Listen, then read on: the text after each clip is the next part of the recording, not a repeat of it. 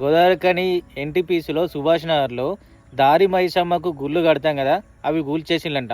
ఎక్కడో హైదరాబాద్లో ఏదో గుళ్ళు కూలగొడుతున్నారు, పలానోళ్ళు కూలగొడుతున్నారు అంటే అక్కడ అరే మనకు దూరంలో ఉంది భయ్, ఏం చేయలేకపోయినాం అనుకున్నాం. కానీ రోజు మనతో తిరుక్కుంటూ మన చుట్టూ ఉండే వాళ్ళు కూడా ఇలాంటి పనులు చేస్తున్నారు. అంటే ఈయన కొడుకులకి ఇంకా కులం అని మతం అని ఇంకా గొడవలు ఉన్నాయి. బయటికి పడతలేరు బాడకావులు, కానీ మనతో తిరుక్కుంటా ఈ కుల మతాల గొడవలు ఇంకా పెడుతున్నారు, చిచ్చులు పెడుతున్నారు. అవతలోడు ఏం చేయలేడు, సైలెంట్ ఉన్నాడు, నమ్మిచ్చి గొంతు కోసేద్దామని వీళ్ళ ఉద్దేశం అనుకుంటా. ప్రశాంతంగా ఉంటే మీకు నచ్చే కదరా భయ్, అందరం కలిసి ఉంటే మీకు నచ్చేది. ఇక్కడ ఏ కులం ఏ మతం అని దోస్తాన్లో ఎవ్వరు కూడా పట్టించుకోరు. పొద్దున్న లేచిన అంటే అందరం కలిసి ఉంటాం. కానీ ఈ బాడకావులు ఏం చేస్తాను, బ్యాక్గ్రౌండ్ లా మనకు తెలియకుండా మన గుళ్ళనే కూల్చేస్తాను. మీరు చేసిన పనికి నేనేం అనరా మిమ్మల్ని, మీరు చేసింది 100% కరెక్టే.